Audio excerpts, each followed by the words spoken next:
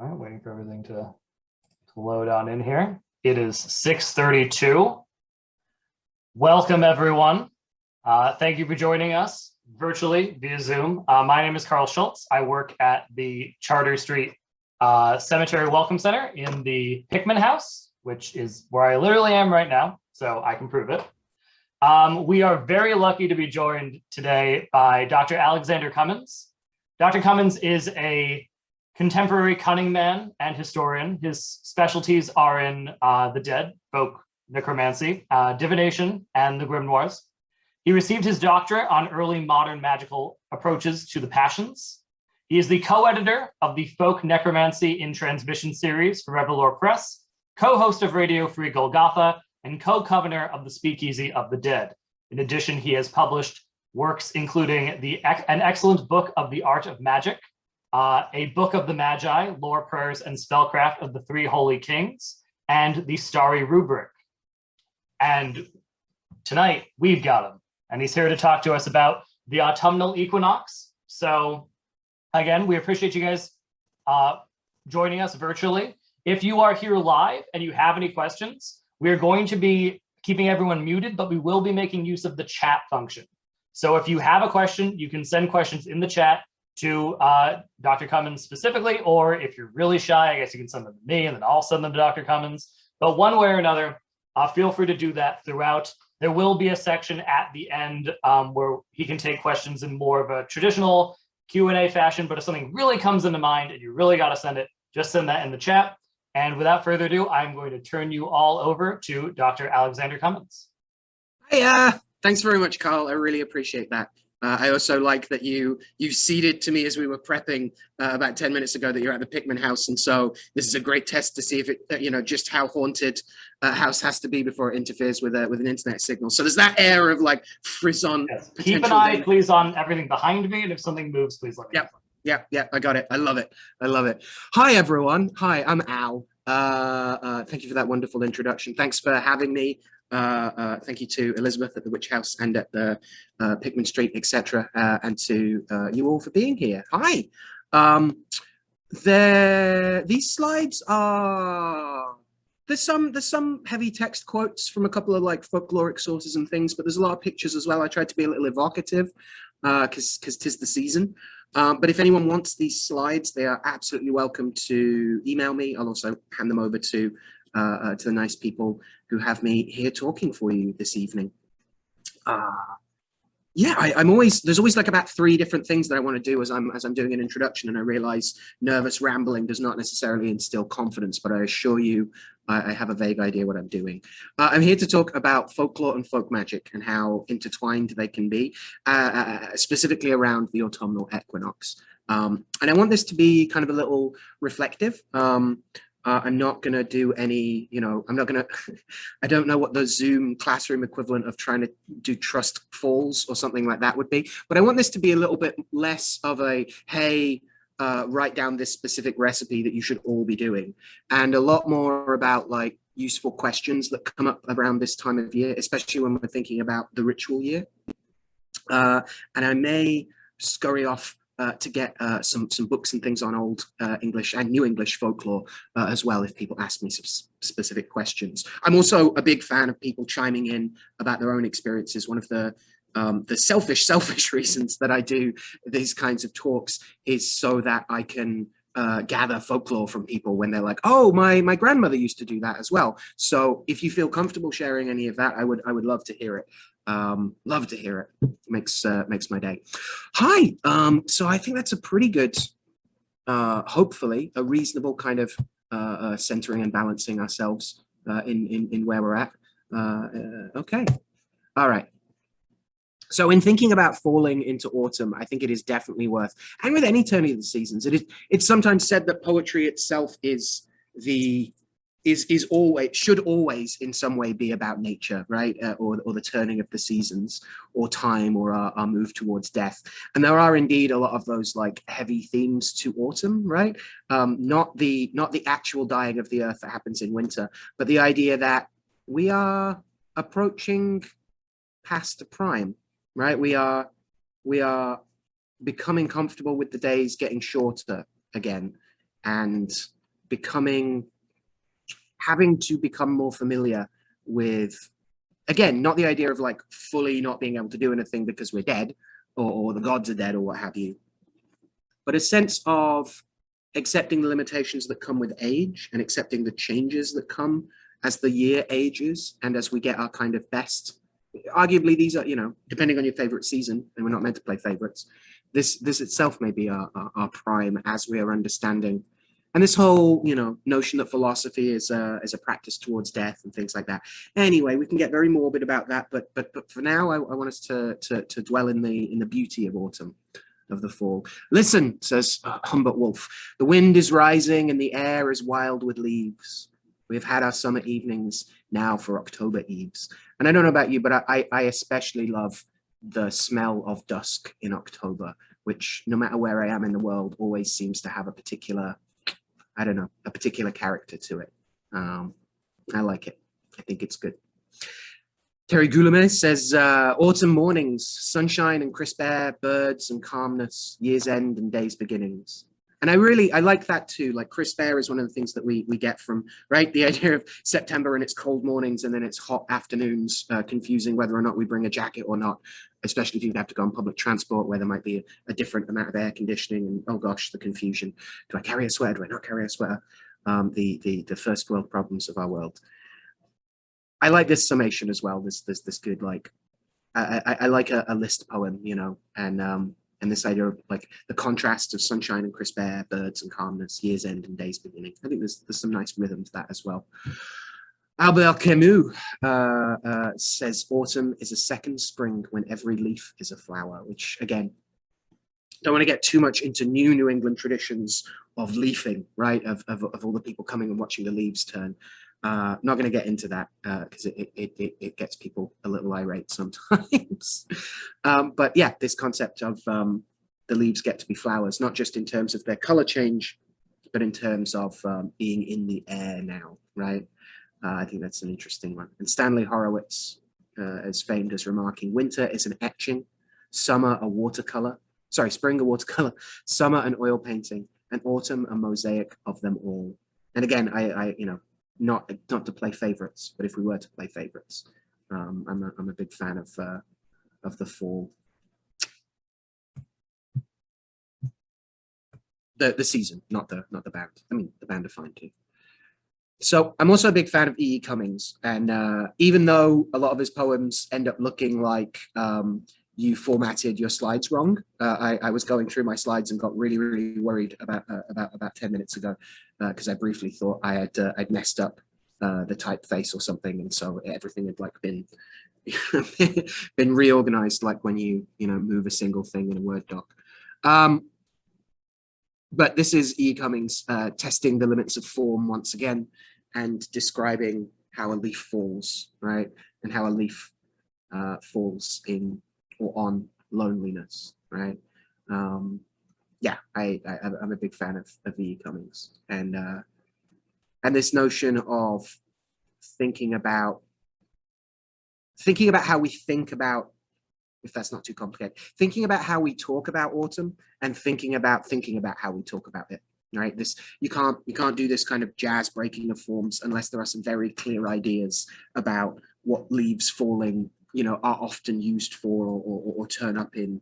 And again, this isn't a literary criticism class, but I do think that the turn of seasons and the equinox that offers us this opportunity in between things, right? Of the equaling of the day and the night, as equinoxes tend to, make us think of, that it's pertinent to consider, or at least not even pertinent to consider. It's just a nice thing to be able to have some poems to fall back on for the turning of the seasons, to think about how it's been spoken of before, and maybe that inspires us to write some poems, or to simply gather some of these leaves as the season goes. You can't, indeed, calling it fall kind of means we have to talk about leaves falling, right?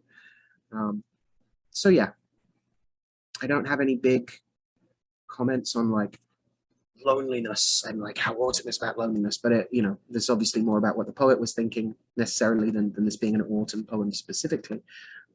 besides the fact that leaves fall. But hopefully it's one that helps us think about autumn from a bunch of different angles.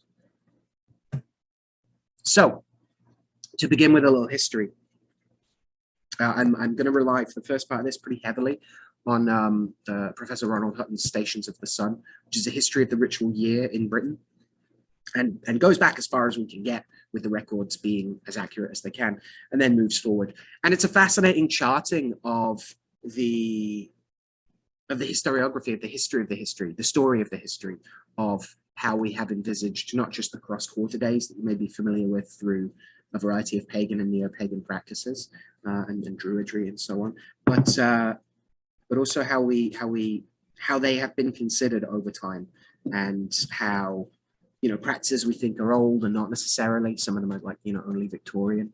Some of the Victorian practices are themselves re-articulations of far older practices that go back to prehistory. And we're going to see a real range of that.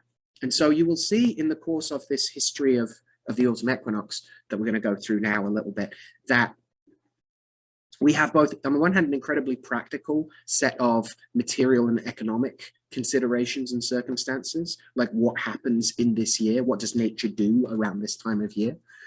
But those themselves kind of expand out to consider a bunch of the spiritual significances. And I think it's worth us bearing in mind that everything about autumn is potential fodder for a spiritual practice marking the turn of the season, right? From what fruit and nuts are blooming or ripening then, to to the tax year, as we'll see in the medieval tax year has Michaelmas has a date around the autumn equinox as a really important date for all sorts of very mundane things like rent and debts and things that banks will later go on to do. These are all things that come with a bunch of traditions, right? Folklore is what folk do, right? Folk magic is what folk do.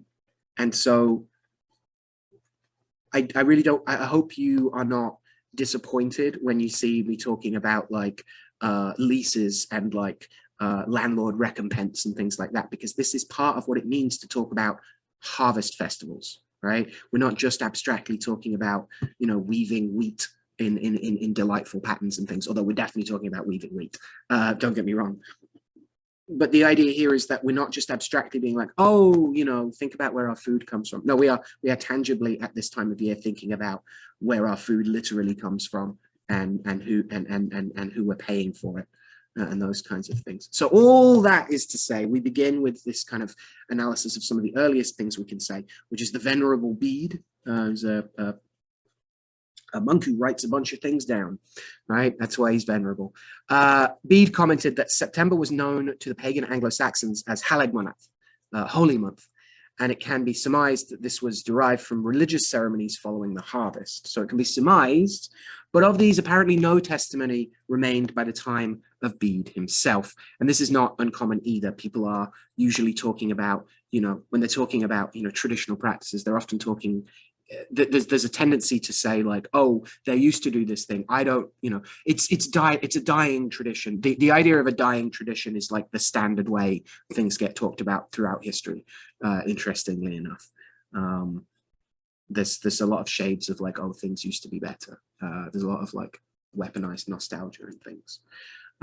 But again, fascinating that, you know, even our earliest source, Bede, is harkening back to even earlier sources and is not necessarily terribly well, you know, as well sourced as we would like, shall we say. That's not to say he's unreliable, but it'd be nice if he was actually drawing on more testimony, you know, firsthand. But such is the lot of the historian very often. So during this holy month, it's not just holy abstractly, it's holy, you know, partly because there's stuff going on in it, right? Because of this tangible material economic stuff going on. So harvest recompense is the matter of sorting out which tenants were required to reap the Lord's corn, which is not a euphemism. It's literally just reaping corn that's grown on the Lord's land, and what reward they would receive for doing so. In most cases, the recompense took the form of food and drink given during the process, while certain estates also had the custom of a communal meal at the end, as well as, or instead of, the refreshments at the time. And Ronald Hutton comments that the system may well have existed ever since substantial landowners first emerged back in prehistory. And notes to back this up, the Roman writer Macrobius noted that farmers feasted their field hands at the end of harvest. I mean, this makes sense on a number of levels, right? On the one hand, you have just harvested a bunch of things, so it's easier to keep track of what you can now spend. A bunch of people have just worked very, very hard for you, so it's good to keep them on side in some sense, right? Hungry people can become angry people very quickly, right? Especially if they've worked really hard for you and then receive nothing back. So also, you know, if you feed people too early, they're going to be all full and not necessarily, you know, work as hard necessarily, right? I mean, that's a terrible take on human nature there, but a lot easier, not necessarily kinder, to motivate people to eat once they've worked, right? So having it at the end it makes sense, I suppose. And a thing that emerges from just like good practice starts to take on this traditionality, if that's a word. I don't think it is. It is now. Traditionality. There we go. We get to decide.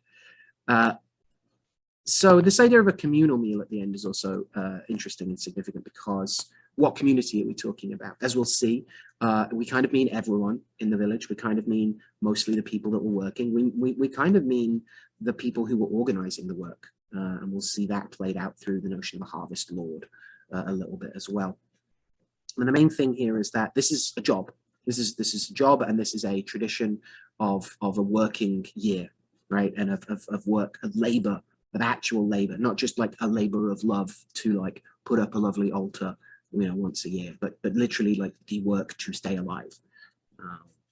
And so these affirmations of bonds, not just of like fealty or of good business practice, but of literally like the people who live on the same land as you, that you rely on to grow things from and not die, right? So it, you know, some very important, not just simpatico, not just like, oh, lovely neighbors all getting on, but some fascinating bonds of like mutually assured destruction if this doesn't work right, are also kind of low key being kind of acknowledged or deliberately not acknowledged, right? Kept at arm's length. Yeah, the communality of all this, right? The fact that there's more work than can be done by any one person as well. Just the notion of farming on this, on even this scale, and what it means to be a tenant and what it means to be a lord, right? So these, again, you know, we don't necessarily go out and reap our lord's corn anymore. My landlord has never asked me to reap their corn. No, never. So, but, you know, in thinking about what it means to come together with the people you work with, what it means to come together with the people you live with, what it means to share a meal, what it means to take stock of all the work you've done before the end of the year, right? Before taking stock because there's nothing to do, right? There's still stuff to do at this time, as we'll see, even after harvest, there's gleaning. And so this notion of what we do just before things, as the light starts to, not even as the light starts to fade, as the light starts to get ready to fade, right? Yeah, what are we storing? What goodwill are we storing as well? If we think about it like that, we're about to disappear for winter and maybe see people less, right? So we want to make sure that they're well feasted before that goes down.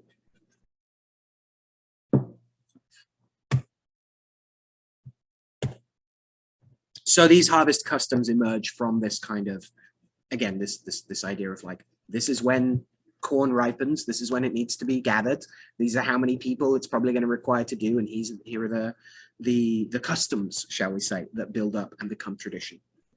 Thomas Trusser notes that a good employer gave gloves to his field hands, and also talks about how a harvest lord was appointed to lead and supervise the work.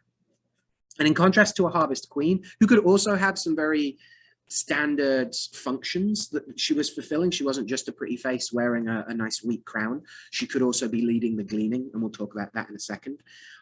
There's a big notion of the harvest lord, which is less a symbolic position, less wearing a crown and kind of prom kinging out, waving, and a lot more about a foreman who organizes other workers. And so this idea of a harvest lord is not a symbolic king or any of that lovely Fraser golden bough stuff about a sacrificial king or something. No, no, no. It's a trusted lieutenant of the farm owner, right? Of the landlord.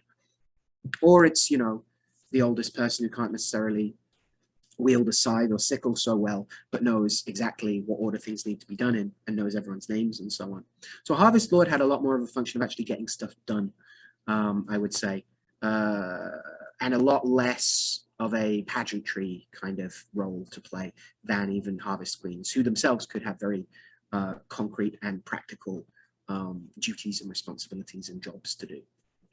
So Robert Herrick points out in another one of these kind of bucolic pastoral poems that the cart bearing the last corn, which he says is dressed up with all the country art, with adults crowned with ears of corn and a piper accompanying a harvest home song with everyone parading, has a number of features, and they're pertinent to thinking about the ways in which people celebrate this festival and what it means. We maybe are so used to the idea of a harvest festival as just being a thing that happens that it's kind of difficult to pick apart, sometimes at least, looking at regional variations and stuff, what's the harvest and what's just what people want to do, right? What's people just wanting to have a good time, decorating things with ribbons, you know, why not?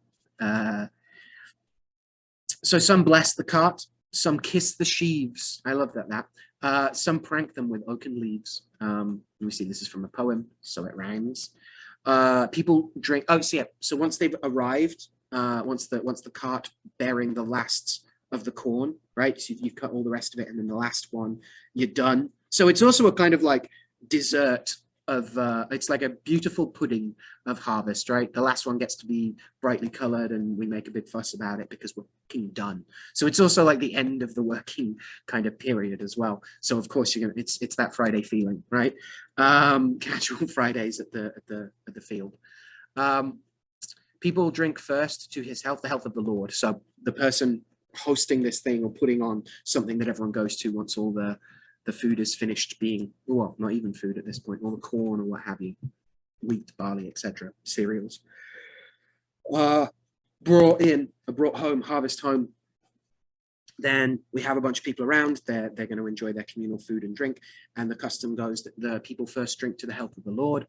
Then they drink to the maids with wheaten hats, and then to a succession of agricultural tools. And this last one really interests me because, again, I think it's something that we can adopt. We don't necessarily all have a landlord who makes us go and harvest his grain or his corn or his barley or wheat anymore so often.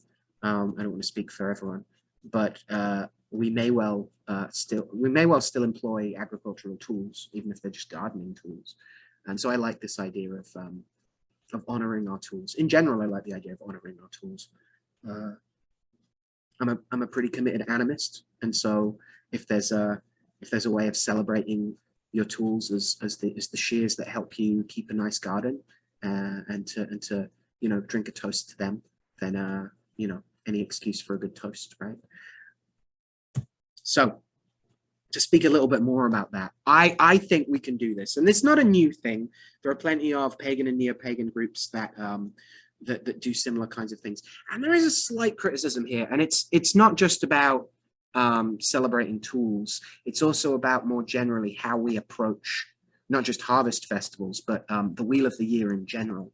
That, to an extent, the argument goes like it's not really useful for us to honor what farms used to do when none of us are really engaged with that anymore. Surely we should be engaging, so many people argue, like with newer customs of the year. And I don't have any problem with that. What's interesting for me in terms of autumn equinox having a lot of traditional folk practices, but not necessarily, it's not as built up as, say, like Samhain, for instance, or Halloween, or whatever you want to call it, Samhain. Or as big a deal in, say, Scotland or elsewhere as like Beltane and like the big summer solstices. Rather, it's a bunch of things that people did and that we're then drawing on to kind of, again, re-articulate a mythic engagement and ritual understanding and integration of the reason for the season, right? And there is this argument that's made that like it's kind of LARPy, it's kind of just dressing up to bring out like a plow or something and be like, thank you for the harvest that I definitely didn't spend any time working on this year. And I can see that. I can see that. You know, it can feel a little, it's not about how silly it is, because I do plenty of silly things, but it can be more distracting and distancing than engaging and drawing in to pretend to be farmers when we're not farmers. I get that. I get that argument, but we can all grow things. And while my, you know, little rosemary plant on the deck outside is not the same as a field full of corn, and I understand that, I really do. I would still like to honor it, and I'd still like to honor the tools that I use to like clip it, to shear it, to keep it nice, to repot it when it needs so every now and again.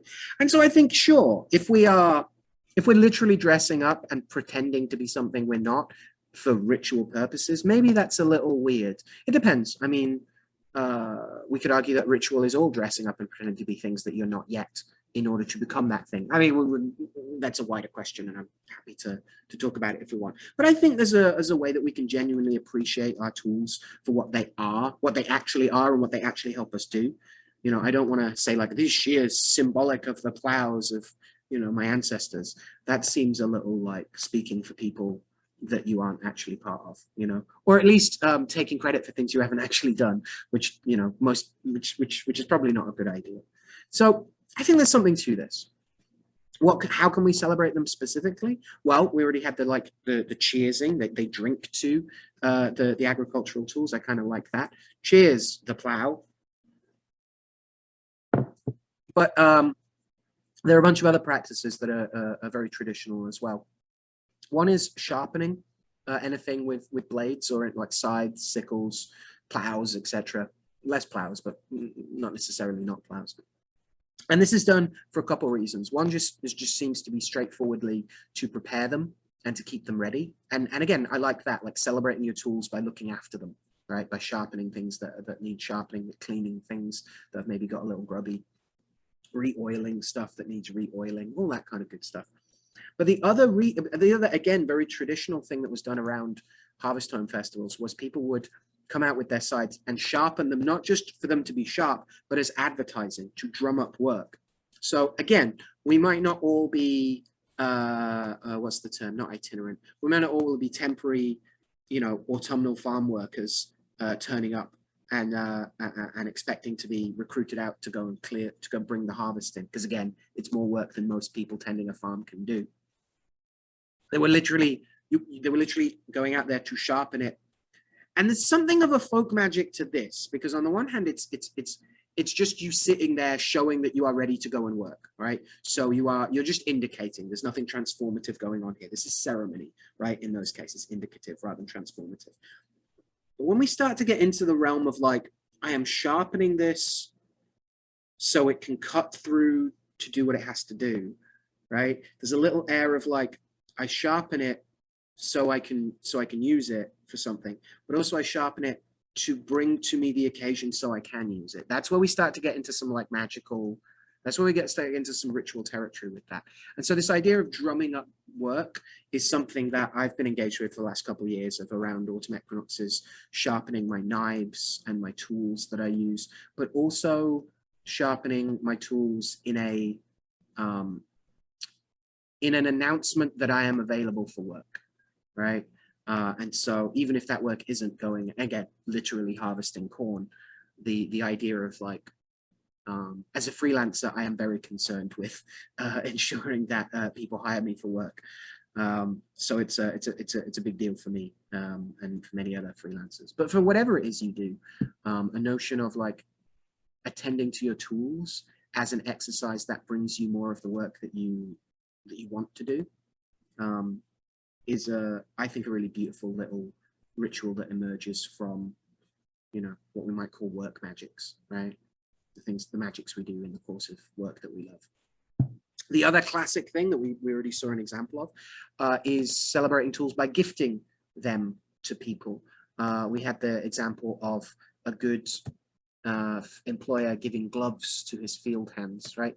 The people named after the things, the items, a field hand is named after, you know, the body part that they most use for you, right? So giving gloves is obviously, you know, there's a very practical value there. You work through, you run through your gloves, and just as a blade can be sharpened, gloves might be able to be repaired, but the idea of new gloves is very interesting to me. And again, gifting provides this, along with being something that like shows you're a good landlord, shows you have a bunch of money that you can throw at your employees, shows that you genuinely care about them, right? Also fosters a sense of community and a shared investment in the land, I think. So I love the idea of giving gardening gloves at this time of year, and I would extend it to not just people that you consider your employees or your tenants, but friends and so on as well. Yeah, just a little tradition. So one of the other things that people often do is create beautiful harvest garlands, right? Wreaths, crowns, etc. We saw one at the beginning, at the top of this talk. And indeed, sometimes people will create whole harvest queens, right?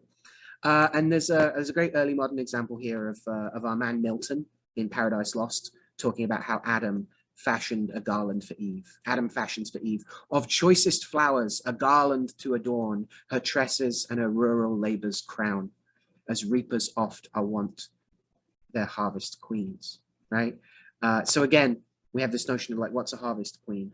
Is it, we do have examples of it literally being a woman who was given a nice, you know, rural laborer's crown, and then sits there on a cart and is the kind of May Queen of September. It's the September Queen, if we want to frame it like that. But also we have plenty of examples of people making literal dollies, like corn dollies. And there's so many pictures of those, I couldn't include all of them. But sometimes also creating a full-size effigy of a lady, as we see here, and parading that around. And so there's some debate about how popular it was to have a person being a harvest queen. And sometimes it's obvious that there has to be a person because they have things to do, like arrange the gleaning, as we'll get to in a second. And sometimes it's clearer that it's about, or it's not so clear that it's potentially this kind of effigy that gets brought around. And then again, like that's a life-size effigy in a cart, but then also a bunch of harvest dollies that have a wider variety of implementations and so on. What we can say is that one eyewitness account from the early modern period, from the 1500 to 1700, points out that as certain farm laborers, their last load of corn, they crown with flowers, having besides an image richly dressed, by which perhaps they would signify Keres, right? Keres, Ceres, from where we get cereal, you know, Roman earth goddess.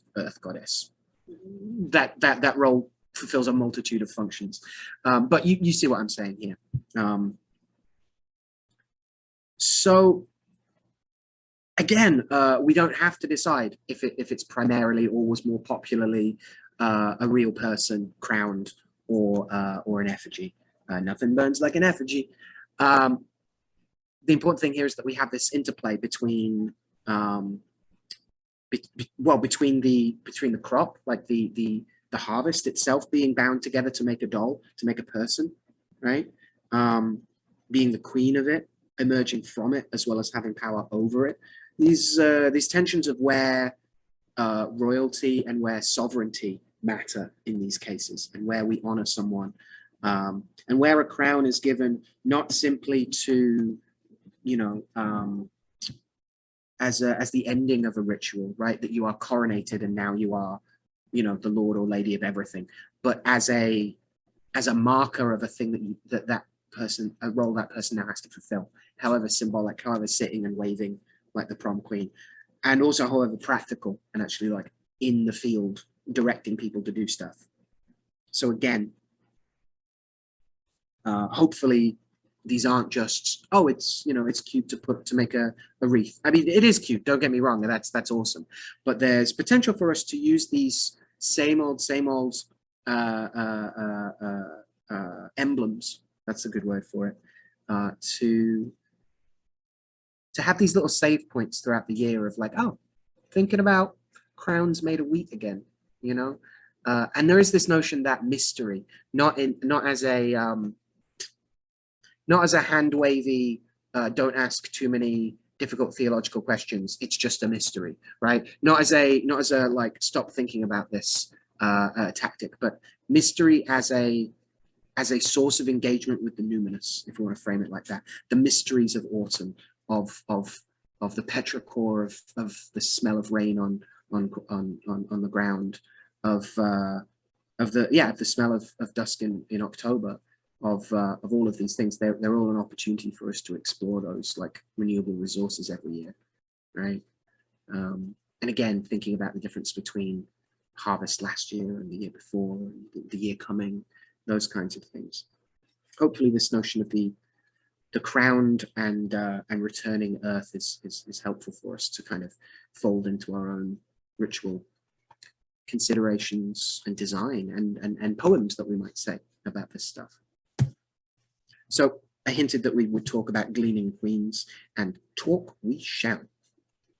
So again, Ronald Hutton points out about the Remstone celebrations in Nottinghamshire in 1860, when there was like a conscious revival of these kind of old traditions, and a lot of Victorians are trying to, if not reinvent, then reinvigorate their old folk customs. And again, Professor Hutton has said some fascinating things about how, geology as an emergent discourse, where suddenly people didn't think, the earth is just the earth and doesn't really change much. Suddenly realizing that the earth has great archive records of like different, striations of different ice ages and whatnot. That the earth has and rocks have plenty to tell us, actually. There was this notion, as people began to look for fossils, that they considered folk practices to be fossilized, right? That people are still getting up at dawn and going and like, whipping the apple trees to force them, in this kind of strange protection racket to fruit well this year, which is a thing that people do in wassailing, by the way. And so there was this notion that, if we go to some rural place where nothing changes, their practices will be fossilized, and that they'll, like the trilobites that we're finding in rocks, that we will be able to see this snapshot in amber of how we used to live. And this view very quickly ran up against the problems of the fact that people are constantly reinventing traditions, in short. And it's not necessarily a super popular view nowadays, but it's one that's still pertinent. And so Remstone is, if nothing else, is an interesting example of people consciously trying to be old, right? And to some degree, that definitely recapitulates a bunch of stuff that is traditional, that is old, that people have done for a very long time. And it also kind of formalizes it in a way that it never was. And how traditional is it to make a big deal out of your tradition, and how traditional is it to just do it, right? I think questions of authenticity can arise, at least within ourselves, when we're wanting to engage with something. And again, thinking about like, well, am I a real farmer? Can I do what farmers did? The issues around what's a genuine traditional practice, and what's just history, right? Or what's just fantasy as well, without sufficiently understanding that plenty of fantasy was taken to be fact for a very long time. I find talking about tradition like this fascinating, about how we approach the turning of the season towards something else. Like, there are all these traditions of what to do about it, but none of them quite mine, right? That's a very common feeling that people have about this stuff. So let's talk about the gleaning queens of Remstone.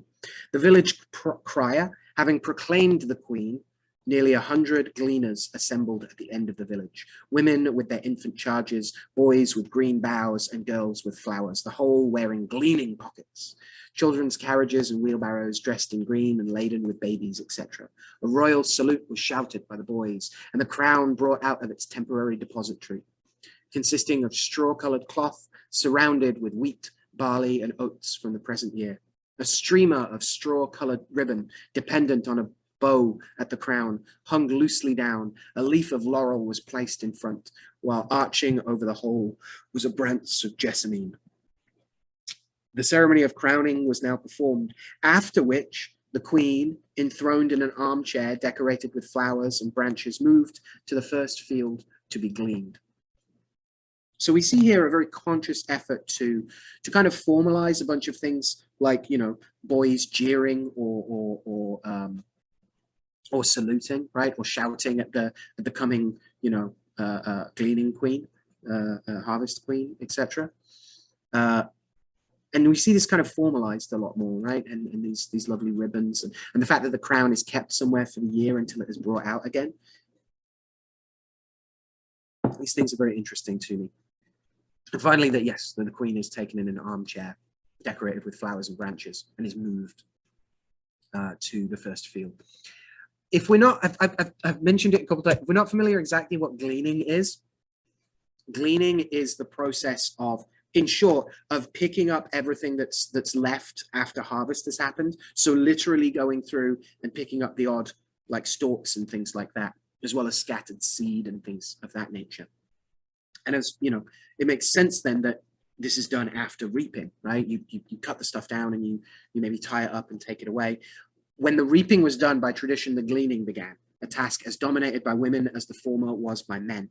And so here, remember, we have the gleaning pockets of these girls with flowers and these boys with green boughs and these women, right? So these gleaning pockets, big aprons, or occasionally like saddlebag kind of things, would be worn as people were like gathering it. And it's a huge community activity, as we saw, like 100 gleaners assembled at the end of the village and would just go through the field, right? So we have a certain degree of processing out to the fields and coming back as well.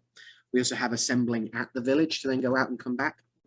There's a huge amount of community that goes on here. That again, it requires a lot of people to do a kind of like search party thing of combing the whole field, right? With everyone keeping in front of the couple feet in front of them as they move along and comb out the rest of the stuff, waste not, want not.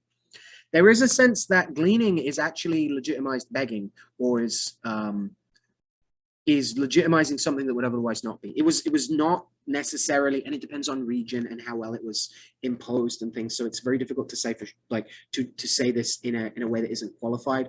But it was kind of illegal to glean, to follow up from things in any other context, right? You spill it, you drop some things, and someone's like, finders keepers. That's not going to hold up in a court of law very often. But the scale of reaping a harvest and the scale of what it took to make sure that stuff just didn't rot in the streets and the fields, right? This is not just about, if I can't have it, no one can. It's also about ensuring that you have operative fields, right? Operable fields and so on. And so it's seen as like fair. It's seen that like this once in the year, people are allowed to do these things. So there's a strange change in legal contexts. A practice that would otherwise not be allowed is allowed. There's definitely a sense of inverted belongings. The people who belong to the land have to go and turn up and clear the land off that was just taken from it and get to keep it for themselves as a result. And so there's a huge crossover here with the idea of living off the land in certain ways, that it wasn't just what you grew yourself in your little patch. It was also about what the village had and what was excess in general, and what was kind of natural spoilage, right? So on the one hand, we're talking about we're not talking about, oh, if you get up early, you get the best wheat because you get to pick it first when it's all being divvied up. But it is a little bit like if you work unloading things from a truck and something literally falls off it and is like damaged goods now, it's not going anywhere else, right? And they might as well go home with you, right? I'm thinking of like cheap, uneven bags of cookies that I bought when I was a student that were generally fine. That were just, not sufficiently perfectly circular or whatever. And this idea of like living off the land and the fact that this is kind of an inversion of the usual practices has not been lost on a lot of people who not just study, but actually support modern gleaning practices and peoples. And there's a project called Gleaning Stories that a woman called Donna Haraway is a part of. She's a member of the Gleaning Stories project team. And their website says that she sat down with someone else and recorded some of her reflections on the connections she finds between the stories of gleaners and about the connections the gleaners themselves make with their lives, their food, and with each other. Now, this is pertinent because this is the Donna Haraway, who is also Donna Haraway Distinguished Professor Emerita in the History of Consciousness Department at the University of California, Santa Cruz, her of the Cyborg Manifesto that many of you may be familiar with. Donna Haraway is an incredible thinker, theorist, writer, and I recommend you check, and feminist. I recommend you check out her work, especially around the Cthulhu scene and about the idea of mass extinction events and how we are handling the latest one that we are set to be setting ourselves. And Haraway's interest in this gleaning and in her consciousness studies are not separate endeavors for her. We think about idiomatic use of what you can glean, right? We more often use the word in its intellectual context than we do in its agricultural one these days. So she's interested in a number of levels, and the Gleaning Stories project, again, I recommend you check out. A lot of it's about repurposing, about how you can make use of something surplus or discarded by using it for something other than its intended use. And so, yes, this can absolutely cover classic gleaning, gleaning classic, which includes agricultural surplus that's collected and used as supplementary animal feed or is composted to then grow other things, which is also pretty traditional. But it also includes found art projects as well. You know, I found this thing and now I'm gonna treat it like art, right? But classic, but like particularly Haraway is interested in how consciousness itself is about curiosity and is about gleaning for information and is about combing for resources and things of that nature. Yeah, I think a lot about this, about what it means to follow in the footsteps of big organized activity and to see what was left behind and to see what we can, to organize a communal endeavor that kind of course corrects. So even if the harvest was taken in really badly, you have a whole other ceremony that's about clearing up after you. Yeah, there we go. Yeah, let's ritualize not just the ritual, but the ritual of cleaning up after the ritual. Wouldn't that be nice? Wouldn't that save, you know, certain people who always end up clearing up anyway, an awful lot of stress and drama. So I wanted to share this Carl Sandburg poem because I think it's beautiful. Under the harvest moon, when the soft silver drips shimmering over the garden nights, death, the grey mocker, comes and whispers to you as a beautiful friend who remembers. Under the summer roses, when the flagrant crimson lurks in the dusk of the wild red leaves, love, with little hands, comes and touches you with 1,000 memories and asks you beautiful, unanswerable questions. I wish I knew who had taken that picture as well. I found it on a Google image search. So if you took that, thank you. It's beautiful. So I mentioned that it wasn't just about abstractly doing a bunch of like agricultural labor, although that was a big part of it. There's also this big tradition of the 4 quarter days, the cross quarter days that we're familiar with, right? In a year, Lady Day, the 25th of March, Midsummer, Michaelmas, and of course, Christmas, which is never referred to by any other name. These were the 4 dates, says Ben Jonson, writing for Historic UK, on which servants were hired, rents were due, or leases begun. And this is the big deal when you hear people talk about, oh, till Michaelmas feast, right? This is a standard kind of legal measurement of time, right? This is a contract length. And as a result, you know, we have this whole context of hiring and firing, about, what's the word I'm looking for? Accountability, not in the like, you know, moral philosophy sense of the term, but in the very concrete rather than abstract or academic sense of like, what does your boss do? What does your boss let you do?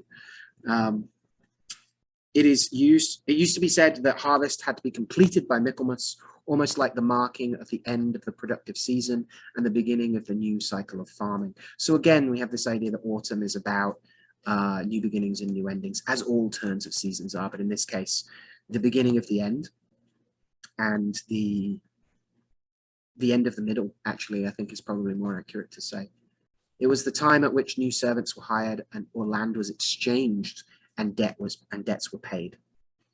And it's said that this is how it came to be for Michaelmas to be the time for electing magistrates, and also the beginning of legal and university terms. So we also have much wider context for Michaelmas and for the closest traditional holiday to the equinox itself in kind of in Christendom, at least before that, at least after, conversion.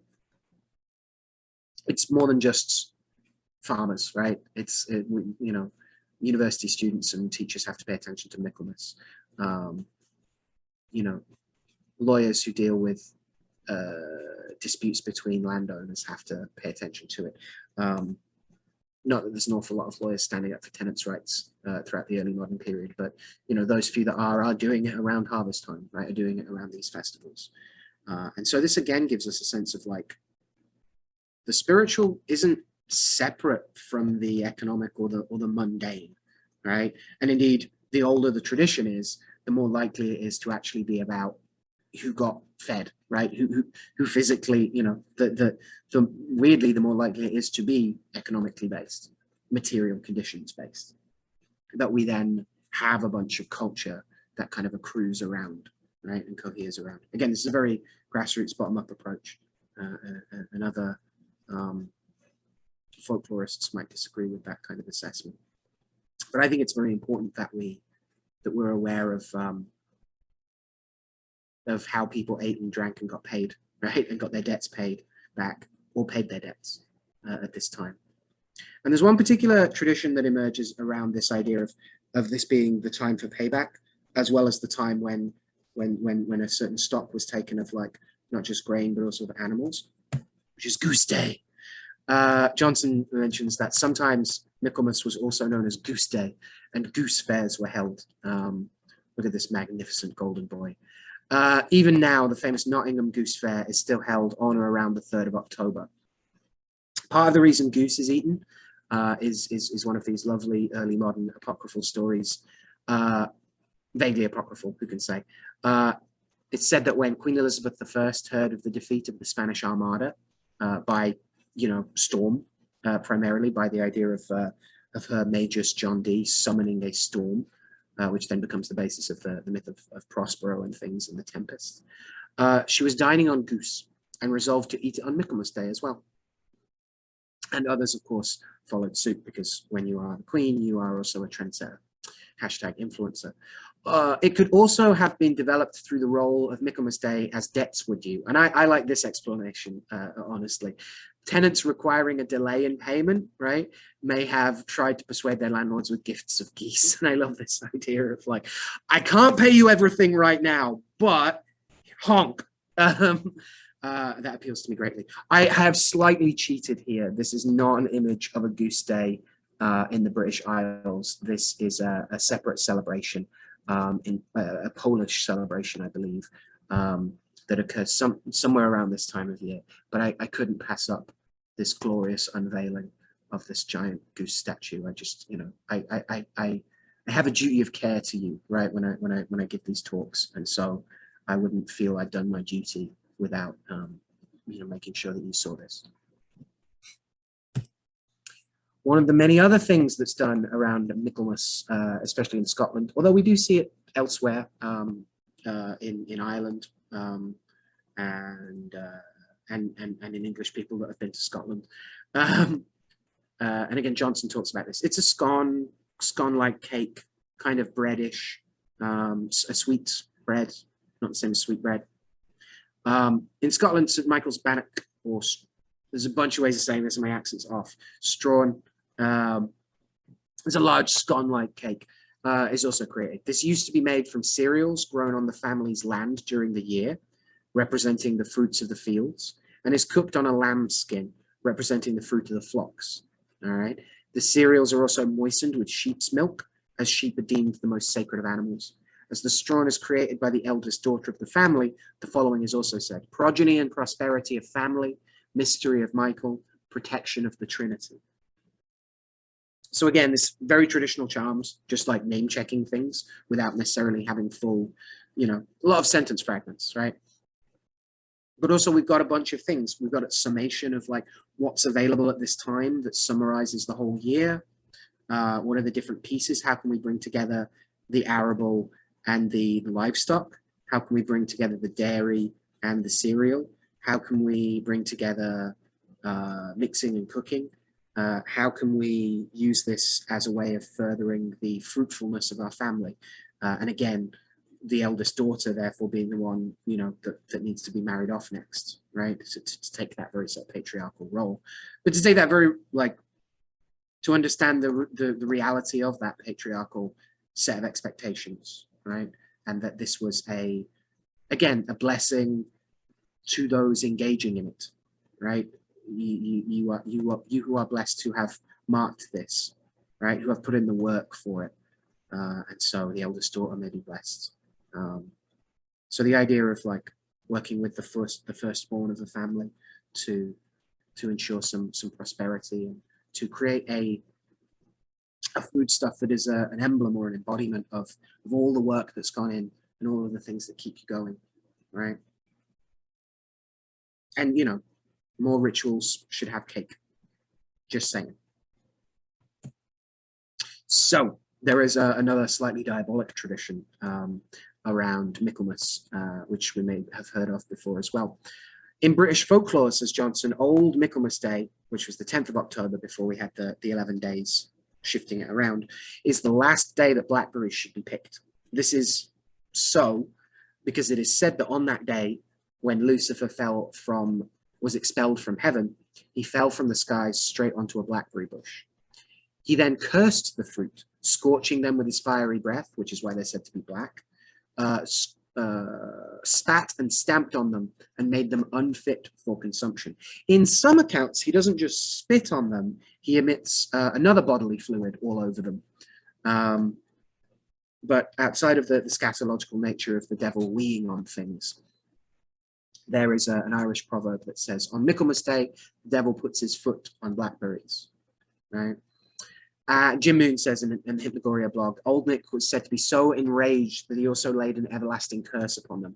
And hence it was said that after Michaelmas Day, any blackberries on the bushes now belonged to the devil himself, and it was most unwise to pick them.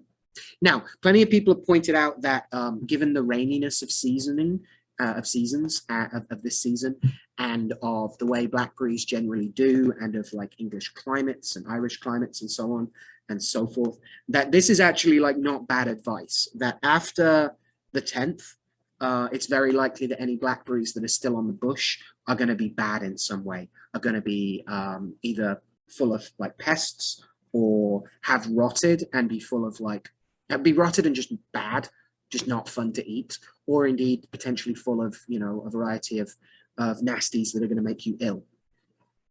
So this whole like the devil did it is not just about a funny story about why blackberries are black. It's also a precautionary tale, which is a big deal for folkloristics, of being able to have a mnemonic device of like a cool devilish reason that we tell the kids not to eat blackberries after a certain date, right? So it's also about keeping your kids safe, potentially. The extra thing that it also becomes about, however, which kind of, rather than taking a ritual reason or a mythic explanation and understanding the public safety of it, kind of takes the public safety and shifts it around again to a very mythic folkloric action. And it says, remember, those blackberries now belong to the devil. So they contain the devil's virtues. They can be used to do devilish things. And so there is also a tradition of saying, just as most people who don't want to deal with poison will say, no, you leave it after that date, because that's when it belongs to the devil. There are witchcraft traditions around gathering them at this time in order to steal the devil's power, or more commonly, wield the devil's power in a much more amoral, look, it's there and it's powerful, and now it's mine kind of way. than explicitly and we will worship our Dark Lord kind of angle. Depends. But the idea that there is a timing on these things, and you also see it extended into the use of blackberry leaves as well for teas at particular times of the year or not particular times of the year. So what does it mean for the devil to own something? What does it mean for the devil to spit on something? What does it mean for the devil to wheel over something? Right? What does it mean that something is unfit for consumption? For whom? To what end? Right? If you want to look at cursing, look at all the things that people don't do.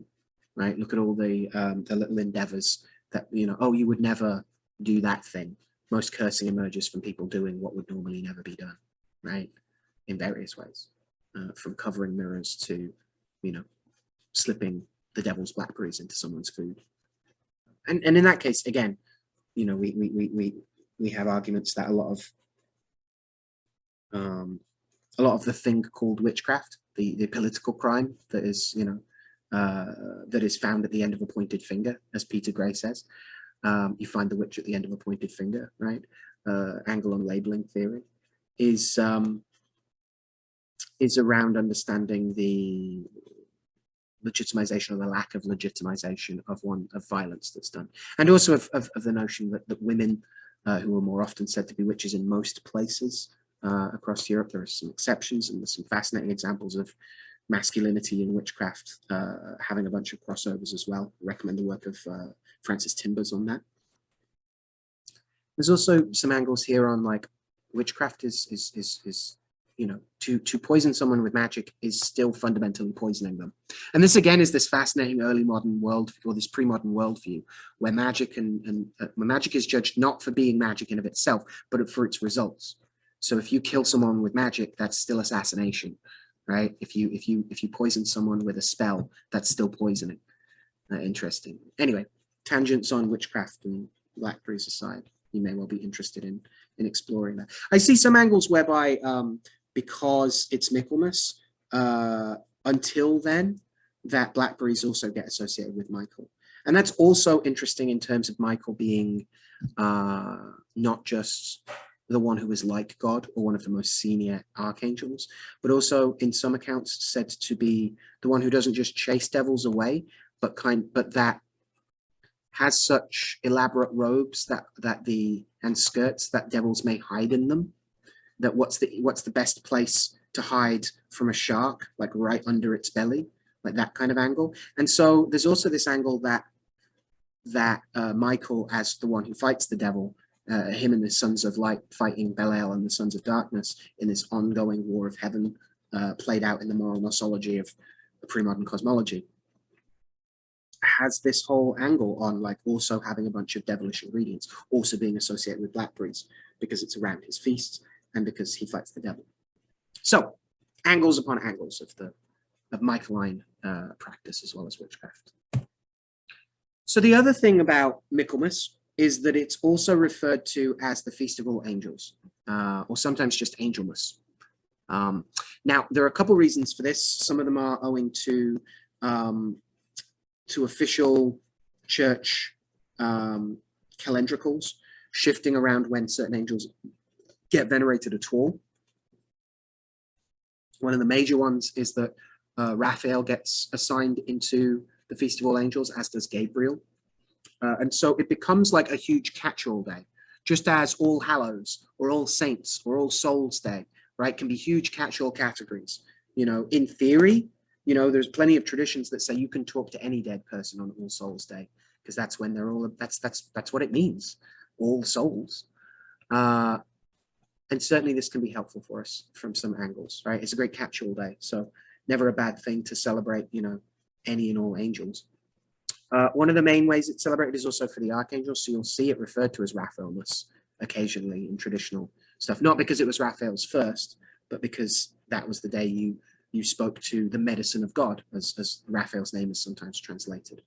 A healer with particular concern over exorcism and restoring sight, a la the account in the book of Tobit. If you're interested in Raphael at all, I did a pamphlet with my colleague Vanessa Arena for Hadean Press, which goes through a lot of this history as well. But you'll see Gabriel, very much the angel's angel, right? The messenger's messenger, also venerated on the Feast of All Angels. And occasionally a little bit less so, because Uriel is even less in the Bible, i.e. not at all, than Gabriel or Raphael. We also see Raphael associated with the notion of a guardian angel as well, particularly. So Michael defends the whole of humanity, but Raphael defends individuals, it's sometimes said. And Gabriel gives messages to individuals. Uriel is the light of God, and has a strange function of being both associated with like Saturnine kind of mysteries and also Venusian ones sometimes. It's also the Feast of All Angels. So, even if you don't work with these four main ones from the Lesser Banishing Ritual and the Pentagram and so on, if you want to work with some obscure angel and they don't have a feast day of their own, the Feast of All Angels, Michaelmas, is your great go-to on the 29th. This may also include your personal angel. So just as Raphael is said to, is thought to have been one of the, I don't want to say main inspirations, but like a significant data point in the wider story of how we got to this notion that like everyone has a personal guardian, which is a much older notion. That's clear in rabbinic law, that if there's angels for every blade of grass, there's obviously an angel for your soul, right? At least one. So this idea of a personal angel is much older than any particular angel, but Raphael as personal guardian angel, right, is the one that turns up and personally guides you and helps you, as opposed to Michael standing there fighting on your behalf, but not necessarily turning up for you. And a lot of different traditions across the world work with these angels in very different ways. These are the most popular ones, and they're popular because people have worked with them in a bunch of different ways. But the idea of your natal angel, your own good angel, a huge deal in pre-modern European religion, spirituality, and magic. And yeah, that could also be served today, on this day, on the Feast of All Angels. And also, like the other major thing that's said about angels, this is all kind of fresh to me because I just taught a class on the celestial choirs, is that they're often referred to in the Bible and outside as a myriad of hosts, as being thousands of them. So when you see them, you don't just see like a couple, you see like the heavens open literally, and like this host of hosts, this myriad of myriads of these like millions of angels all doing their thing, right? And so this is also the Feast of All Angels, like the vision of the grand cosmic dynamo in the starry night, right? So how do we engage with that? Well, I mean, religiously, he quipped hilariously. I think it's a great day for reflection, a great day for celebration, and a great day for thinking about gratitude, even if you are not going to go to a church or have any truck with anything as Christian as an angel. I'll also say that, most of these angels aren't exclusively Christian. Indeed, there's a great book on Michael the Archangel and on tracing, in the footsteps of Michael, I believe, on tracing. There we go. It's as if I organized myself. It's John Charles Arnold, The Footprints of Michael the Archangel, the Formation and Diffusion of a Saintly Cult, circa 300 to circa 800. And this actually goes through like, the notion that, Michael is a Jewish angel, but was certainly venerated by a variety of pagans and Christians as well, and has rich traditions in all kind of three lineages of veneration, if you want to frame it like that. I think it can be a great day to purify, to protect, to bless, and empower one's space and oneself. The idea of the sanctity of angels, the sanctity of the messages that they bring. I think that's a really big deal. And doing that not just as like because it's nice to have blessings, but because it's an important time of year. We are not yet at the point where it's too late to plan, because it is now because winter isn't just coming, it's come, right? We're still at the point of winter is coming here, in the way of like, okay, we can still tangibly be gathering and preserving and preparing and readying ourselves to enter into the heart of darkness. Now, the Feast of All Angels, or Angelmas as it is sometimes called, I say miracles here as slightly fatuously, but this is a picture of a rite that I usually do around at Angelmas. And it is based on the idea that we are preparing these ingredients for the coming year. So there are, Angelmas, as I've said, and honors all angels. And there's huge traditions that there aren't just lots of angels, there are angels for everything, it is said in various traditions, right? So there are angels of time itself, in both a grand sense of like the angel of all time, the angel who will outlast all time, excuse me.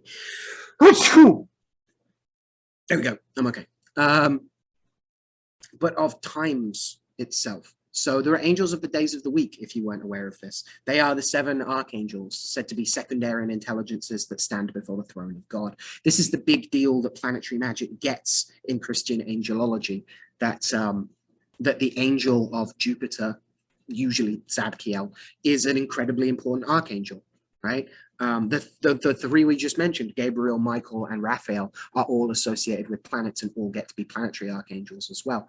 Michael is an interesting one in that there are separate Grimoire traditions. The older tradition from Liber Juratus, from the Sworn Book of Honorius, has Michael associated with Mercury, whereas other traditions like the Heptameron and what popularizes that have Raphael assigned to Mercury and have Michael assigned to the sun.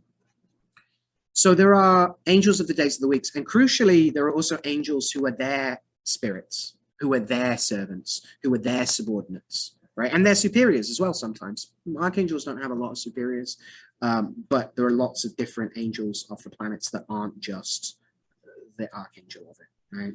Gabriel is said to be the archangel of the moon, but there are other angels of the moon as well, plenty of others. And so what I do in this particular Angelmas rite that I kind of don't mind sharing with you and kind of think is a cool thing to do is basically consecrating a bunch of materia for working with these angels and their spirits. So I pick one ritual ingredient and prepare a whole plate of it. So I go and buy a bunch of dried herbs and consecrate them for use over the course of the whole year with that planet and with that archangel. So I believe this is a big bag of nettle, like dried nettle for Mars for Tuesday, because I go Monday, Tuesday, Wednesday, Thursday, Friday, Saturday, Sunday. I do it by days of the week, not by a Chaldean order. This is nettle, which is a traditionally very martial plant, right? It's got stings, it's got poison. It grows in raggedy woods, and it has a high content of iron. These are all things that make it very Saturnine, that make it very martial, make it of Mars. And so I prayed over it and consecrated it, the plate that was bearing all this stuff, and then lit a candle in a little shot glass and said some prayers and asked for the Archangel of Mars, Camael or Samael, sometimes pronounced, to bless these herbs that I could use them in the coming year. And this raises this question for me, like, when does the ritual begin? Because one of the main things that was traditionally done on particular feast days was preparing materia to then use it for the rest of the year, whether that's the Pascal candles around Candlemas, which were generally used to drip wax on fields to bless them and keep them safe, or little bits of that wax were taken and put in charms. The newer style of candle magic, where you burn a whole candle down just about something, is newer than this idea of like, this whole candle is a magic ingredient, and I can take bits of the wax and use them for things, whether leaving them in fields to bless them or putting them in bags to keep charms around me. So this question of when the ritual begins, which is something one of my elders is very fond of saying, is I think really pertinent here, because I use these all year. So, you know, in December, if I need to do some good martial work, if someone is, you know, if I've got a client who needs protection because, you know, some ex-boyfriend is like stalking them or something. I wish I was using examples that weren't real life ones. Then I may employ some of that charged martial materia of nettles to help build a charm or a talisman or some magical materia like an incense or something that the client can burn. And that's empowered by stuff I did on Angelmas, right? Even if the client is asking about stuff that happens like in months' time, right? So when does that ritual of like empowering that thing begin? Well, it began at Angelmas, but it began before that as well, because this isn't the first year I've done this, right? So it might not be exactly the materia, but I do it because I did it last year, So again, this idea of tradition being the thing you do because you do it, right? Which sounds a little tautological, right? Sounds a little like boys will be boys. Sounds a little like isn't actually an explanation, it's just circular reasoning.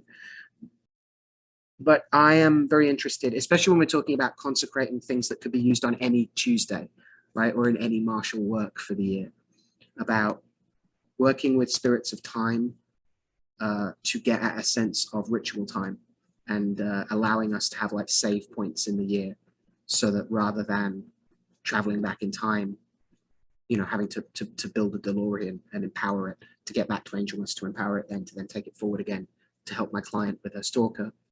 I don't need to, I've already done it. And this is one of the bases of like seasonality and talisman making in general.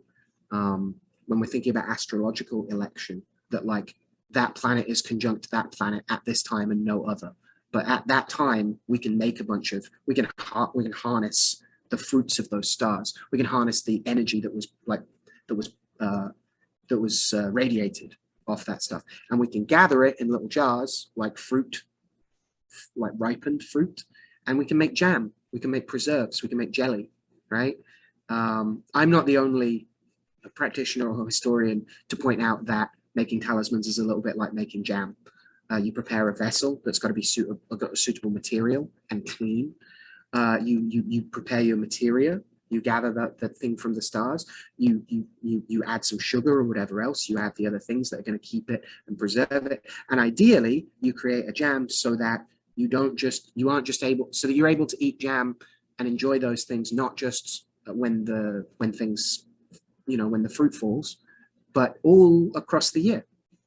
All right, and this is one of the bases of astrologically elected talismans, is that you are putting a save point in something. You are gathering and preserving a bunch of astral empowerment to have access to it all throughout the year. I hope I've not like overstated that point, but I think it's an important one. So of course we're going to talk Robert Frost, who says, nature's first green is gold, her hardest hue to hold. Her early leaves a flower, but only so an hour. Then leaf subsides to leaf, so Eden sank to grief. So dawn goes down to day, nothing gold can stay. And there is this melancholy towards him that I kind of low-key also like, again, hashtag real goth hours. There is this sense of like, we're not dying yet. We don't get to actually be old men yet, and old ladies yet, and old whatever you are yet. We also get to be aware of that in a way that's like, I'm not impotent yet. I'm not like toothless and old yet, but I understand I will be soon. The year will be old soon. So planning. So some of the traditional neo-pagan things that get done nowadays, one of the things that this time of year gets called in certain pagan and neo-pagan circles is Mabon. This is also slightly controversial in that it's probably a term that emerges no earlier than the 1970s. And is again one of those things where people trying to sound old often date themselves, right? By the traditions of the 1970s and what was thought to be, old then versus what's, the notion of tradition and the notion of what's traditional themselves change over time. So anyway, Mabon is said to be, the autumn equinox is said to be the time when the god of light is defeated by the god of darkness, resulting in longer nights, understandably. Mabon is said to be the son of Modron, the great goddess of the earth, who was kidnapped for 3 days after his birth, making light go into hiding. Moreover, Mabon symbolizes the male figure of the harvest. So we have some big Frasier, Golden Bough, harvests, king kind of myth going on here. Mabon is also called the second harvest festival, harvest of first fruits, or simply, and actually pretty traditionally, harvest home. One of the other modern associations now, and this is part of that whole like neo-pagan acknowledging of regional specificities while also kind of like cohering everything. It's also particularly associated in a lot of like Wiccan circles with grape harvests, with wine, with the wine moon, which is a name given to one of the moons around now, and with Dionysus. And along with Dionysus, who is said to be, who's often framed as like this fun time wine god. Also bear in mind, Dionysus is a very chthonic god, and one that emerges in part from the underworld in various myths and cycles. And so it's not a million miles away from Persephone, who I'm sure many of us thought of when we were thinking about, you know, an explanation of winter as the stealing of the apple of the eye of the goddess of the earth, right? It's very similar. So many pagans and Wiccans also regard Mabon as a time to give thanks and to share blessings with the less fortunate. So there's always opportunities to give thanks to nature, right, for doing nature's thing. Any turn of the seasons can be an opportunity to notice it and be like, awesome, thanks for the ozone layer and stuff. But this is also the idea of like bounty shared. Everyone in the village would potentially come and do something. And certainly everyone in the village who people liked would be able to share in the bounty of that. So this idea of not just harvesting and not just being like, what have I reaped, but what has the community reaped? And how can I help the community do better, right? Thinking, you know, harvest showing us that we're not necessarily all in the same boat, but we are in the same storm. And maybe we have a castle, maybe we don't. But we are all subject to the whims of nature in that way. And I love the idea of turning that into something that acknowledges mutual aid and community support. I wanted to share this one as well in terms of like Mabon and the idea of like harvest and things like that. The world begins at a kitchen table, says Joy Harjo, right? Hayo. No matter what, we must eat to live. The gifts of earth are brought and prepared, set on the table. So it has been since creation, and will go on. We chase chickens or dogs away from it. Babies teethe at the corners. They scrape their knees under it. It is here that children are given instructions on what it means to be human. We make men at it. We make women. At this table, we gossip, recall enemies and the ghosts of lovers. Our dreams drink coffee with us as they put our arms around our children. They laugh with us at our poor falling down selves, and as we put ourselves back together once again at the table. This table has been a house in the rain, an umbrella in the sun. Wars have begun and ended at this table. It is a place to hide in the shadow of terror, a place to celebrate the terrible victory. We have given birth on this table and have prepared our parents for burial here. At this table, we sing with joy, with sorrow. We pray of suffering and remorse. We give thanks. Perhaps the world will end at the kitchen table while we are laughing and crying, eating of the last sweet bite. I think there is room to celebrate our kitchen tables at this time of year as a place where, you know, the heart is in the hearth, right? Everyone wants to be in the kitchen. I think there's room to celebrate our kitchen tables, to whether that's decorating them in a variety of fancy ribbons and stuff, or laying out an elaborate feast, or just cleaning it, or rubbing, you know, suitable oils and potions and unguents into the wood of it, right? Assuming we have one. I think that's a really important thing.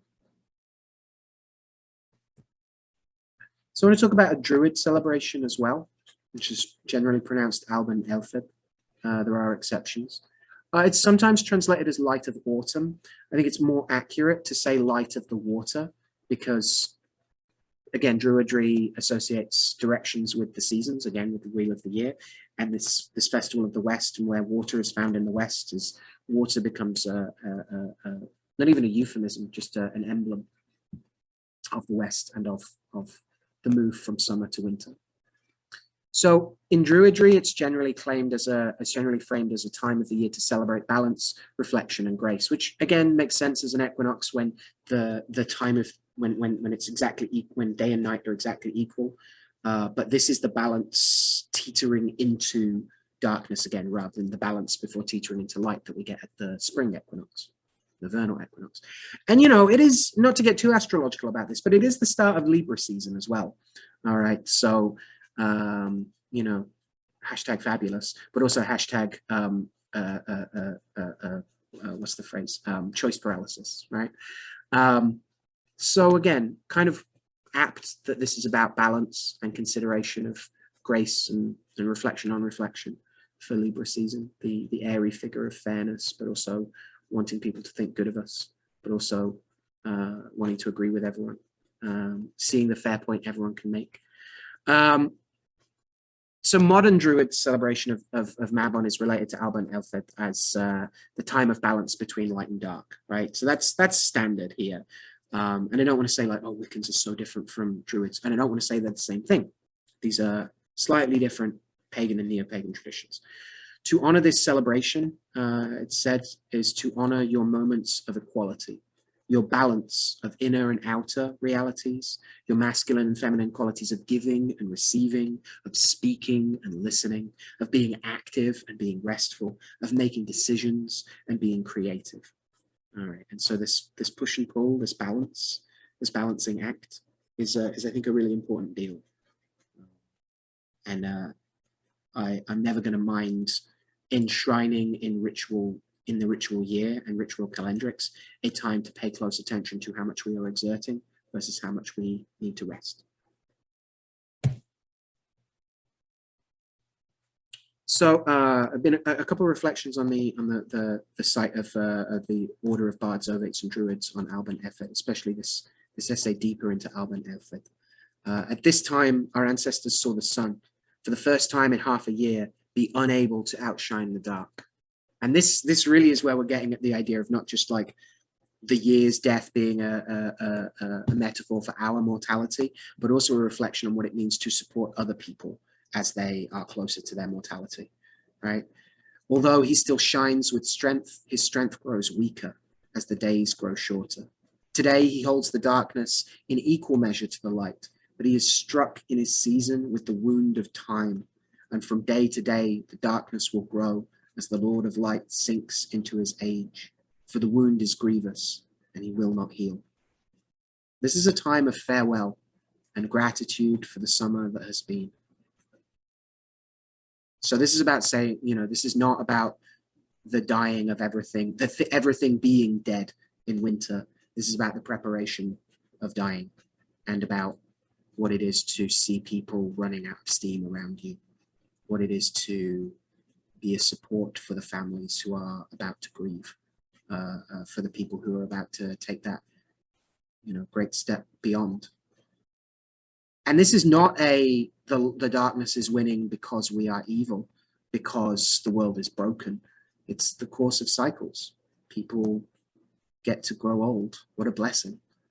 The gods themselves seem occasionally to grow old, or at least to play out these cycles of their eternal stories.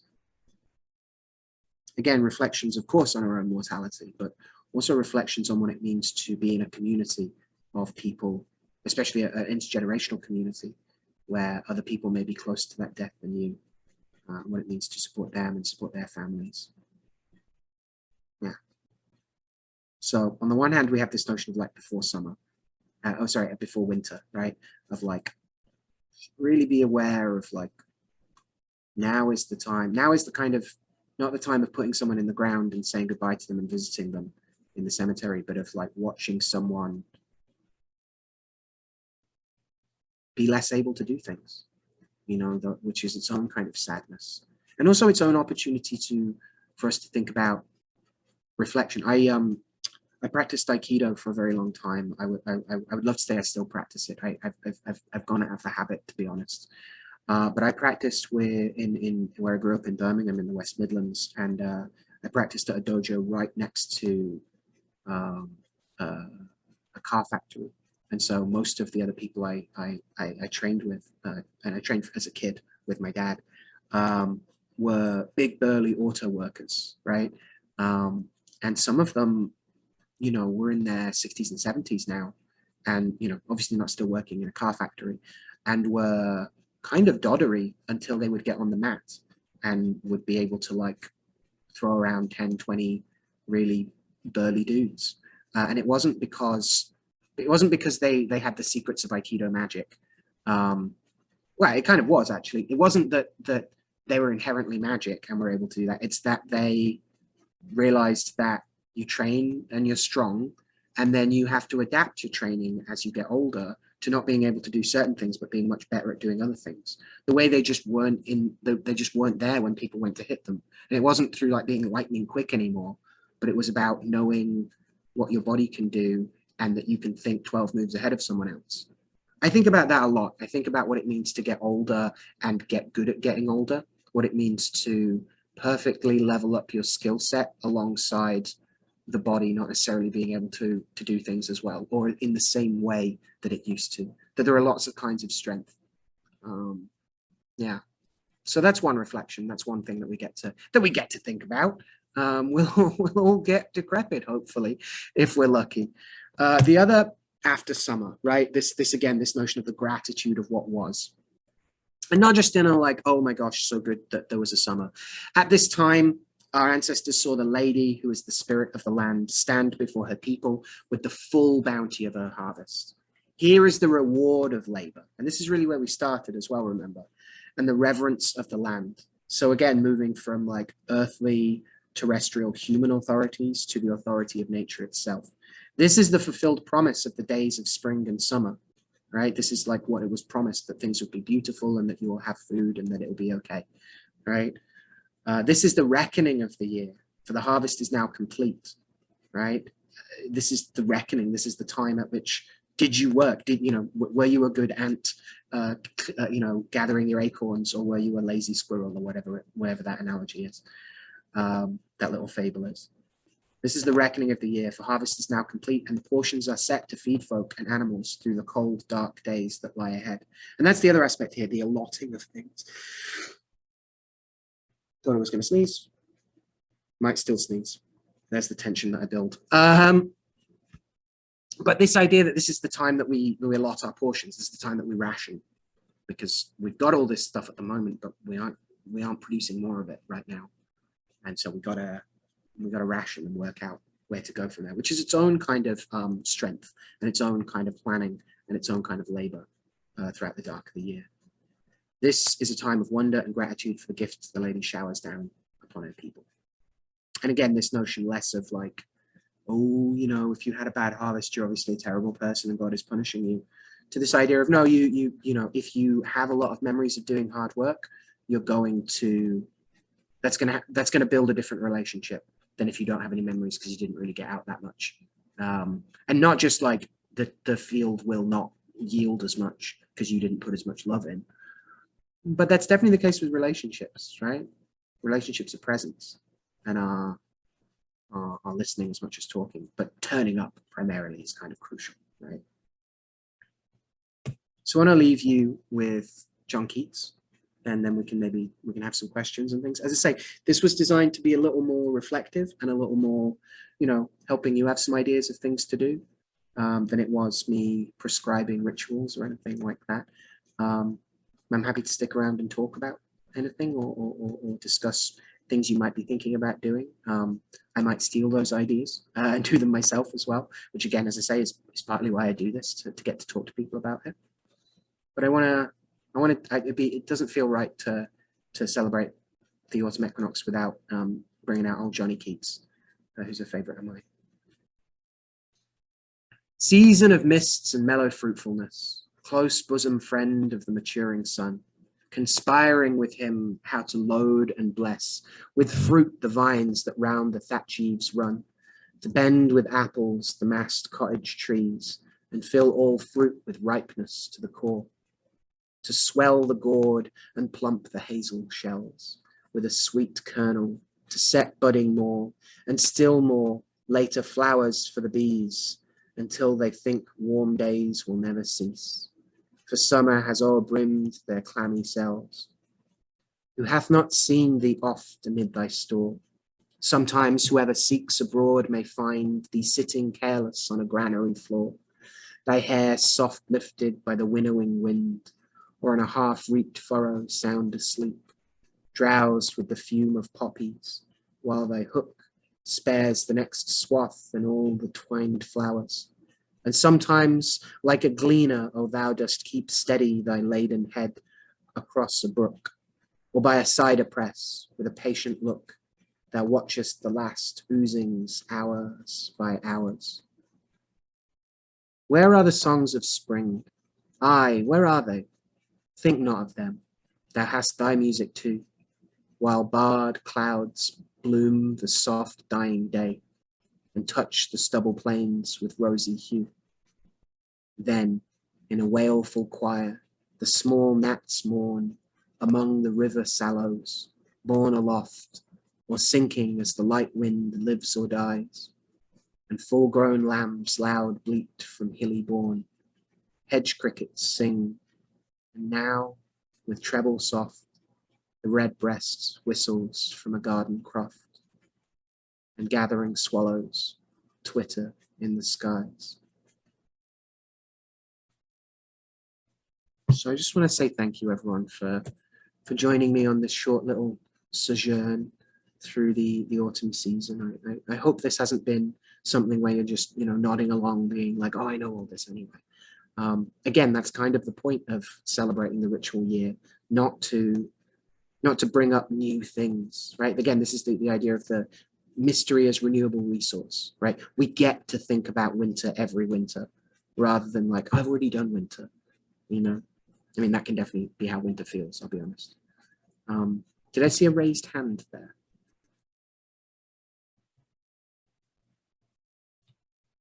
I'm more than happy if anyone has any questions or comments or anything like that. If they want to raise that.